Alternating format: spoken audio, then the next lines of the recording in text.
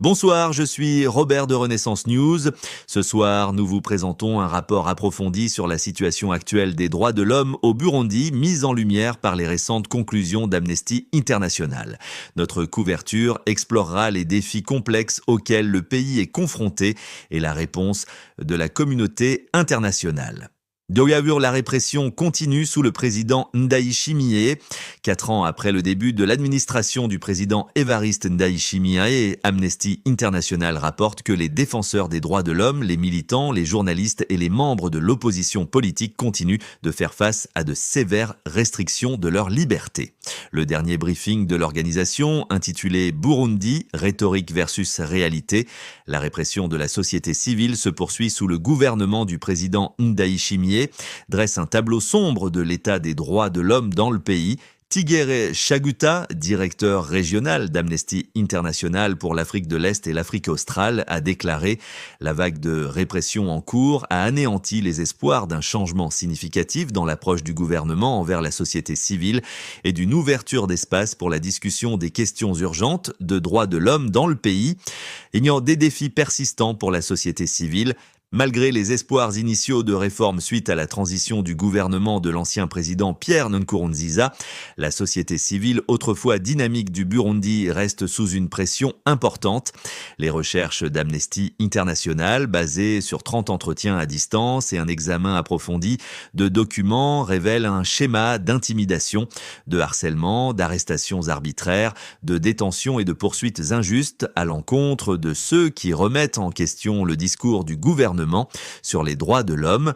Des principaux problèmes soulignés dans le rapport 1, arrestations et détentions arbitraires 2, procès inéquitables et poursuites basées sur des accusations fallacieuses 3, restrictions à la liberté d'expression, d'association et de réunion pacifique 4, exil continu de nombreuses organisations indépendantes de défense des droits de l'homme 5, absence d'enquête sur les allégations de meurtre commis par les forces de sécurité, cas préoccupant.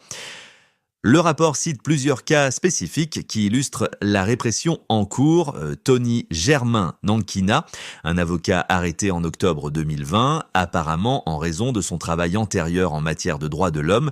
Fabien Bansirianino, un ancien parlementaire arrêté pour avoir dénoncé des violations des droits de l'homme. Floriane Irangabi, une journaliste arrêtée en août 2022 et condamnée à 10 ans de prison avant de recevoir une grâce présidentielle. En août 2024, 5 défenseurs des droits de l'homme arrêtés en février 2023 pour rébellion et atteinte à la sûreté intérieure de l'État UE, réponse internationale et relations diplomatiques.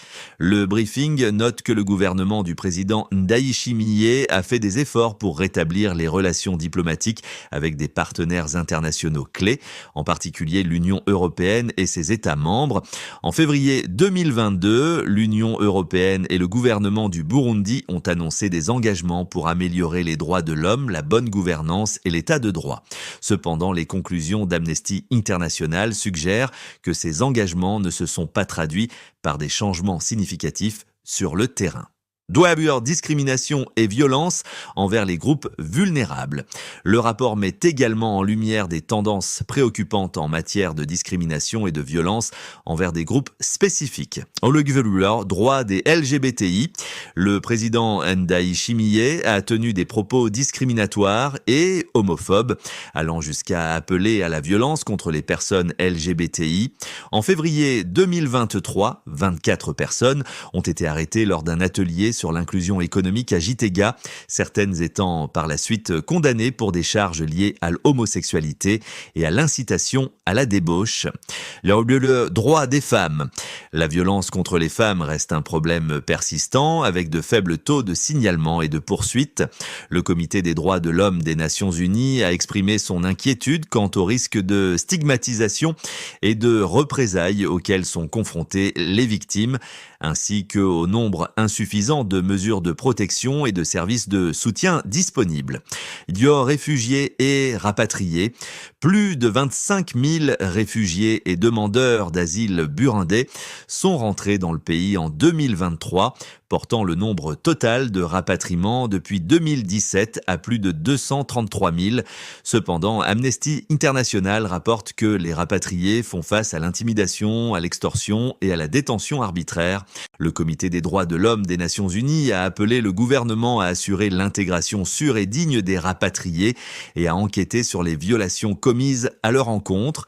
Processus de vérité et réconciliation. Le rapport soulève des inquiétudes concernant la commission Vérité et Réconciliation, accusée de partialité. Sa méthodologie et son approche de l'exhumation des corps ont été contestées par des groupes de défense des droits de l'homme qui la considèrent comme faisant partie du récit du parti au pouvoir visant à présenter les Hutus comme les seules victimes des massacres de 1972 sans enquêter sur d'autres atrocités. Droits économiques et sociaux. Amnesty International souligne également l'impact des défis économiques sur les droits de l'homme au Burundi. Depuis août 2021, les pénuries de carburant ont paralysé l'activité économique, entraînant inflation, hausse des prix alimentaires et rareté des transports publics. Ces problèmes ont affecté l'accès aux soins de santé, à l'éducation et à l'emploi pour de nombreux Burundais. Recommandations et appels à l'action. Alors que le Burundi s'approche de ses élections législatives et locales de 2025, Amnesty International appelle le gouvernement à prendre des mesures concrètes pour améliorer son bilan en matière de droits de l'homme. Les principales recommandations incluent mettre fin aux arrestations et détentions arbitraires, garantir des procès équitables et le respect de la procédure régulière, respecter la liberté d'expression, d'association et de réunion pacifique, permettre aux organisations de la société civile de fonctionner librement, enquêter et poursuivre les violations des droits de l'homme commises par les forces de sécurité, lutter contre la discrimination envers les personnes LGBTI et autres groupes vulnérables, améliorer la protection et le soutien aux victimes de violences basées sur le genre, assurer le retour sûr et digne des réfugiés et des personnes déplacées internes, rôle de la communauté internationale. Le rapport souligne la nécessité d'un engagement continu et d'une pression de la part de la communauté internationale pour soutenir les améliorations en matière de droits de l'homme au Burundi. Il appelle les partenaires diplomatiques, y compris l'Union européenne, à tenir le gouvernement burundais responsable de ses engagements en matière de droits de l'homme et à soutenir les acteurs de la société civile qui travaillent à promouvoir les droits de l'homme dans le pays. Perspective d'avenir. Alors que le Burundi se prépare pour ses prochaines élections, l'état des droits de l'homme dans le pays reste une préoccupation critique. Le rapport d'Amnesty International sert de rappel sévère des défis auxquels est confrontée la société civile burundaise et de la nécessité d'efforts soutenus pour protéger et promouvoir les droits de l'homme.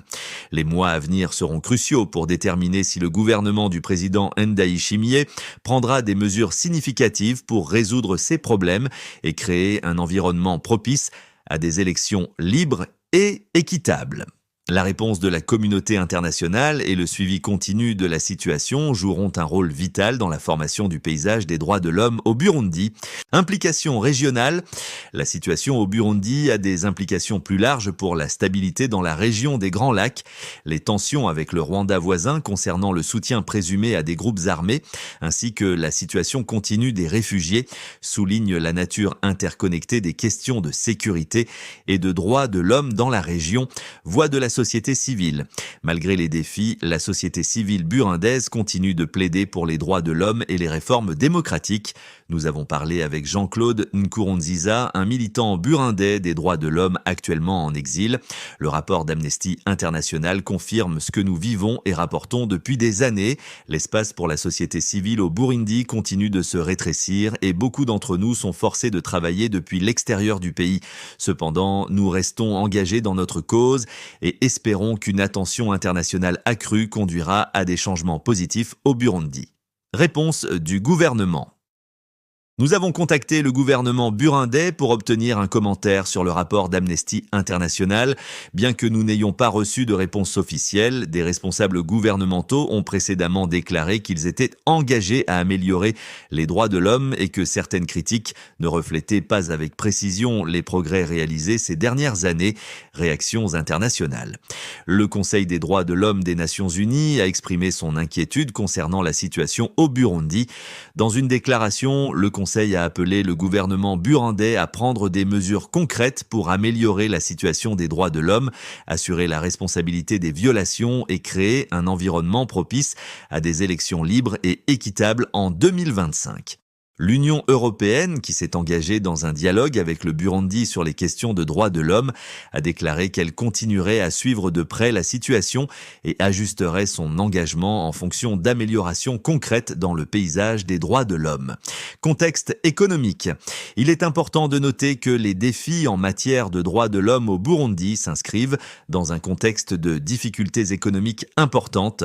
Le pays reste l'un des plus pauvres du monde, avec des ressources naturelles limitée et une économie largement agricole. Ces pressions économiques peuvent exacerber les tensions sociales et politiques, rendant le chemin vers l'amélioration des droits de l'homme plus complexe. Perspective historique pour comprendre la situation actuelle, il est crucial de considérer l'histoire du Burundi, marquée par les conflits ethniques et l'instabilité politique. Le pays a connu des cycles de violence depuis son indépendance en 1962, la crise majeure la plus récente ayant eu lieu en 2015 lorsque le président de l'époque, Nkurunziza, a cherché à obtenir un troisième mandat controversé. L'héritage de cette histoire continue d'impacter le paysage politique et la situation des droits de l'homme au Burundi, avec de nombreux défis actuels enracinés dans des divisions de longue date et des griefs non résolus. Regard vers l'avenir. En concluant notre couverture de cet important rapport, il est clair que le Burundi se trouve à un carrefour. Les actions entreprises par le gouvernement dans les mois et les années à venir seront cruciales pour déterminer si le pays peut briser le cycle de répression et construire une société plus inclusive et respectueuse des droits. La communauté internationale, les partenaires régionaux et la société civile burundaise ont tous des rôles importants à jouer pour soutenir un changement positif. À l'approche des élections de 2025, tous les regards seront tournés vers le Burundi pour voir s'il peut réaliser des progrès significatifs en matière de droits de l'homme et de gouvernance démocratique. C'était Robert pour Renaissance News. Nous continuerons à suivre les développements au Burundi et à vous apporter des mises à jour au fur et à mesure de l'évolution de cette histoire. Restez à l'écoute pour plus d'informations internationales après la pause. Bonne nuit.